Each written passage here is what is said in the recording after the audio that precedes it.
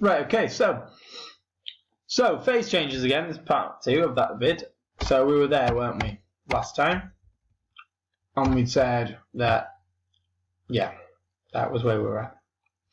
So the two periods of phase change are called latent heat. That's because latent means delayed, and we heat something up and we get a delayed ability to measure that heat, and that's because it's going into the form of potential energy, which is not really measurable. Not with a thermometer anyway.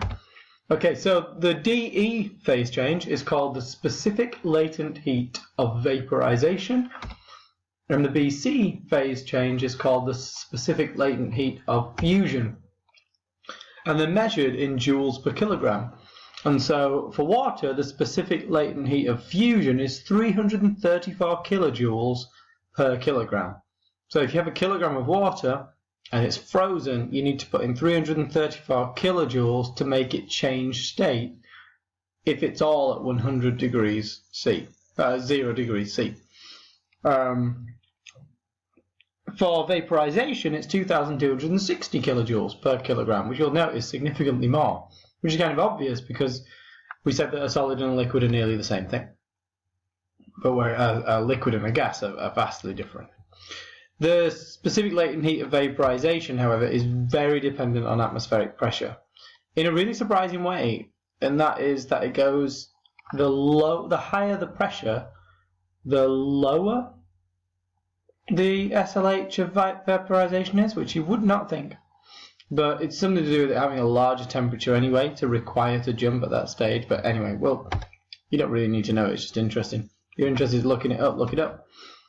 Anyway, now, evaporation. So using the ideas of kinetic theory and temp to explain evaporation. So, high energy molecules can escape from a liquid surface, medium energy molecules escape from the liquid surface but get pulled back, and low energy molecules remain within the liquid. How does that happen if an object is not necessarily at the temperature required to boil? Well, it works because of the Boltzmann distribution of particle energies.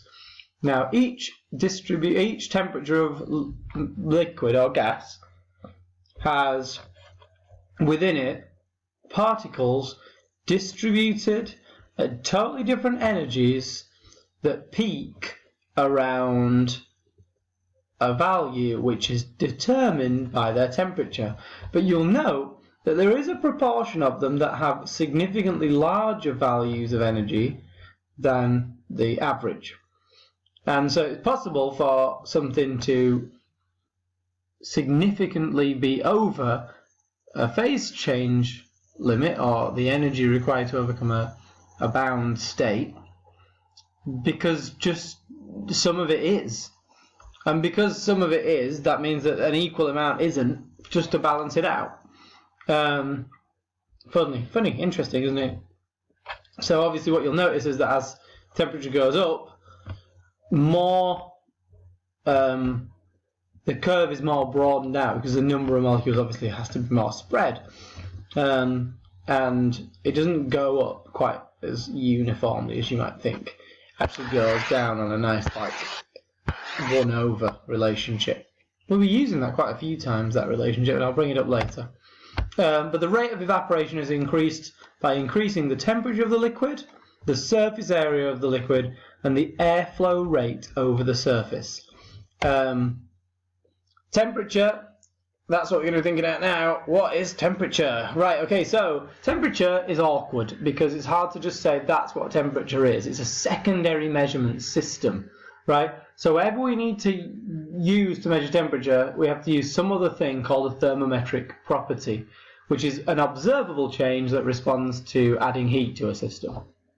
So common thermometric properties can be the length of mercury in a capillary tube or changes in electrical resistance of a component like a thermistor.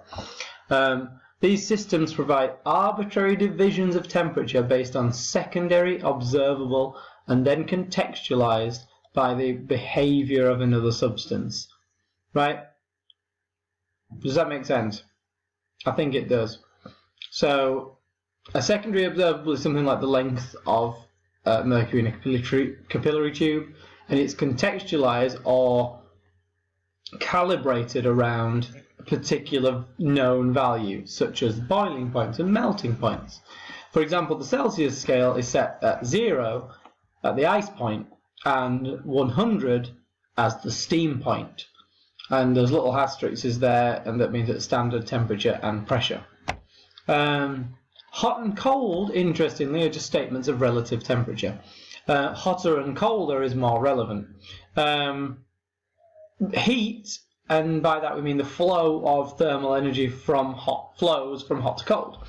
And only in the instance of a difference can we actually determine any temperature whatsoever. And so when two objects have no net heat flow between them, we say they're in thermal equilibrium, and thus conclude that their temperatures are the same. And we can use those points of thermal equilibrium to calibrate thermometers. Right? There you go. A major flaw in temperature readings is the pure relativity of it all, right? So what you need is a system that is absolute, that is based off something that is purely fundamental and doesn't fall under the needing to have certain conditions and limits of measurability and have a non-zero 0 point. And the limit of measurability we call the effective range.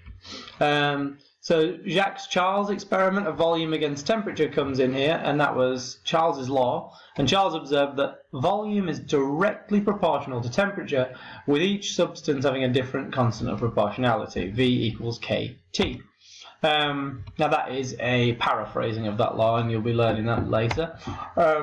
What he found though, however, is if you track them all back, that they all tend to coalesce, join, converge, that's the word, converge, on the point of minus 273.15 Kelvin, degrees Celsius. I've ruined it now, I've ruined the surprise. Yeah, they all converge on the minus 273.15 degrees Celsius, right? No matter what the material, they all hit the zero volume state at minus 273.15 Kelvin. And so that was determined to be absolute zero, and the Kelvin scale was based off that quantity. It was decided that it would increase in increments of 1 Kelvin, which would be equal to 1 degrees Celsius, because that was neat for people who get their head around a gain of that. You can't base a system, however, on one quantity alone. It's got to be based on at least 2 points to create a scale. As you can understand, you can't just be like, oh, I'll base my temperature on this and just add 1 and then we'll get to some arbitrary point. No, we need the arbitrary point. Now, that second point is the triple point of water, which is less relative than a boiling point or a melting point, an ice point, a steam point. It allows us to say, oh, this is a pretty particular condition, this triple point. And the triple point is the temperature at which 3 phases of matter exist in thermodynamic equilibrium. And for water, that's 273.16 Kelvin. So there are 2 points, absolute zero and 273.16 Kelvin.